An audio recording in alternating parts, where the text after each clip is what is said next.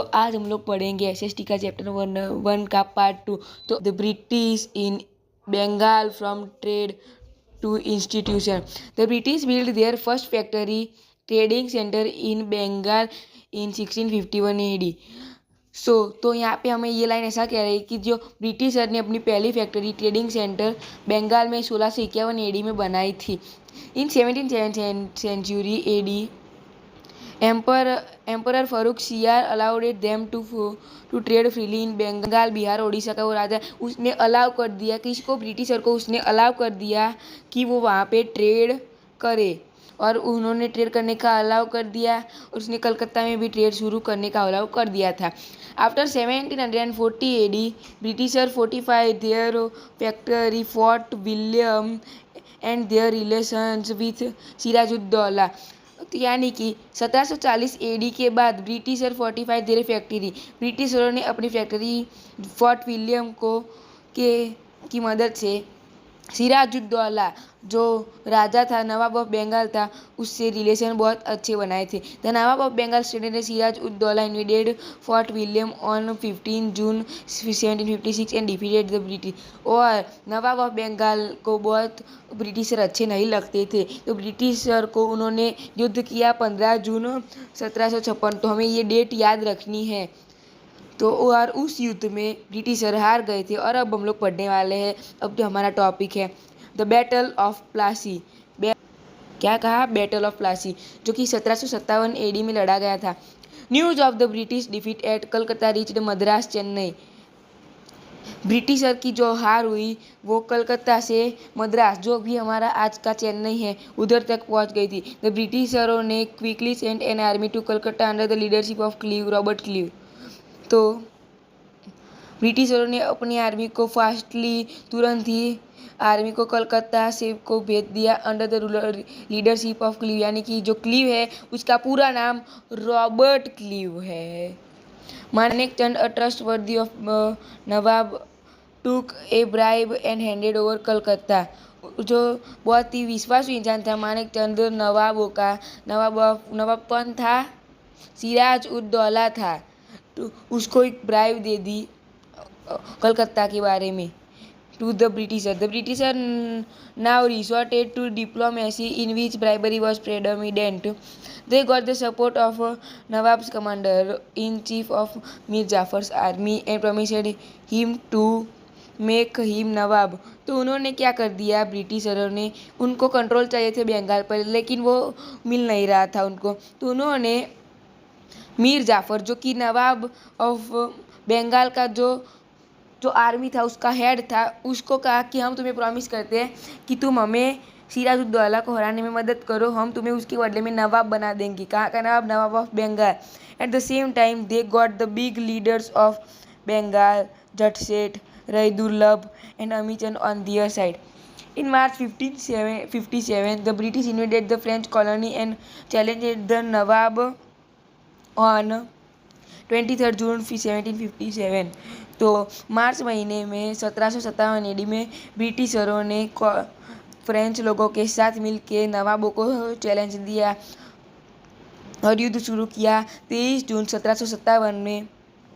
और वो युद्ध लड़ा गया था रॉबर्ट क्लीव और नवाब ऑफ बंगाल की आर्मी के बीच में, और वो लड़ा गया था जिस जगह का नाम है प्लासी, जो कि मुर्शिदाबाद के नज़दीक में आई हुई है। The nawabs general confronted the British but the nawab army was defeated due to the Mir Jafar's betrayal. यानी कि यहाँ पे नवाब ऑफ बंगाल की, उनकी आर्मी बहुत स्ट्रांग लग रही थी, बट वो लोग हार गए क्योंकि मीर वो बनना चाहते थे वहाँ के नवाब। तो उन्होंने मदद की रॉबर्ट क्लीव की उनको हराने में। द नवाब्स जनरल, सुन गए, Mir Jafar was made Nawab and Sirajuddaula was captured and killed. तो उसी समय के बाद मीर जाफर को बंगाल का नवाब बना दिया, और जो पहला का नवाब था सिराजुद्दौला, उसको मार दिया गया। The Nawab gave Zakir of 24 Parganas to British and allowed them to trade without any excise duty। तो मीर जाफर, जो कि नया नवाब था, उसने ब्रिटिशर को 24 परगनास दे दिए और परमिशन भी दे दी ट्रेड करने की, वो भी without any tax. After the Battle of Plassey, the whole of Bengal came under the rule of British. और बैटल ऑफ प्लासी के बाद पूरा बंगाल ब्रिटिशरों के कंट्रोल में आ गया था, क्योंकि नवाब ऑफ बंगाल जो उस समय था मीर जाफर, वो उनके कंट्रोल में था। उसने उनकी मदद की थी। From here they become the owner of institution in place of for merchant. Not only this, their path of victory of India started from here by 1818 AD। The whole India was under the British rule. तो यहाँ तक अब तक हमने जो पढ़ा उसमें britisher सिर्फ लड़ रहे थे, लेकिन किसके लिए? रूल करने के लिए नहीं, सिर्फ ट्रेड करने के लिए। लेकिन यहाँ से इस युद्ध के बाद उनका पाथ था वो विक्ट्री ऑफ इंडिया स्टार्ट हो गया था। शुरू कब हुआ? 1757, और 1818 AD में पूरा इंडिया ब्रिटिशरों के अंदर था, यानी कि उनके कंट्रोल में आ चुका था। तो पढ़ने वाले नेक्स्ट टॉपिक जिसका नाम है बैटल ऑफ बक्सर, जो कि 1764 AD में हुआ था। Mir Qasim nawab of Bengal meet Nawab of Awadh and Mughal emperor and planned to expel the Britisher from India। और उन तीनों ने, मीर कासिम ने नवाब ऑफ बंगाल से मिला, नवाब ऑफ अवध और मुगल एम्पर। ये मीर कासिम नवाब ऑफ बंगाल था, वो नवाब ऑफ अवध से मिला और मुगल एम्पर से मिलके उन तीनों ने प्लानिंग की ब्रिटिशर के साथ युद्ध करके उनको इंडिया से बाहर निकालने की। और वो तीनों की आर्मी मिला के हमें वो थी अबाउट 50,000 सोल्जर्स। लेकिन द ब्रिटिशर आर्मी के अंदर केवल और केवल 7,072 सोल्जर्स ही थे। But the battle of Buxar was fought on 22 October 1764, और वो लड़ा गया था the joint army of Nawab of Bengal, Nawab of Awadh and Mughal emperor against British army under the leadership of Major Munro. तो जब वो लड़ा गया तब ब्रिटिश आर्मी का जो लीडर था उसका नाम था मेजर मुनरो। बट इस वॉर में जैसे कि हमको लग रहा था 50,000 के सामने 7,072 कैसे टिक पाएंगे, लेकिन 50,000 लोग हार गए और Britisher won the war and Plassey made their वॉटी from there was no one in India to challenge the Britisher. जब प्लासी क्या जीते थे उसकी वजह से उनके अंदर कॉन्फिडेंस आ चुका था, इंडिया के अंदर रूल करने का ताकत भी आ चुकी थी। और उस टाइम पे इंडिया के अंदर कोई भी नहीं था जो ब्रिटिशरों को हरा सके, और उन्हें 3 राजा को हराया था, तो और कौन ही हो सकता है जो उनको हराएगा। The battle of Buxar gave the British the civil rights of Bihar, Bengal and Orissa. और उस युद्ध की वजह से ब्रिटिशर को सिविल राइट मिल गए थे, कहाँ के? बंगाल, बिहार एंड ओडिशा के। They became the master of formally whereas the administrative responsibility rested with the nawab. और उस वजह से जो वहाँ के जो ताकत थी वो 2 इंसान के पास रह गई थी, नवाब बंगाल जो वहाँ का नवाब होता था उसके पास, और दूसरी ताकत वो ब्रिटिशर के पास। तो उस वजह से थस द ड्यूअल सिस्टम द्विमुखी केम इनटू एग्जिस्टेंस। तो उस वजह से द्विमुखी रूल केम इनटू एग्जिस्टेंस। पता चला दो राजा, मतलब 2 इंसान के कंट्रोल के अंदर होने की वजह से उसे नाम दिया गया द्विमुखी रूल।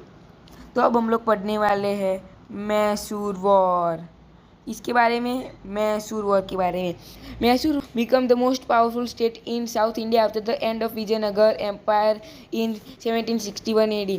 तो हमको पता है कि मैसूर बहुत ताकतवर स्टेट था साउथ इंडिया में जब से विजयनगर एम्पायर ख़त्म हो गया था।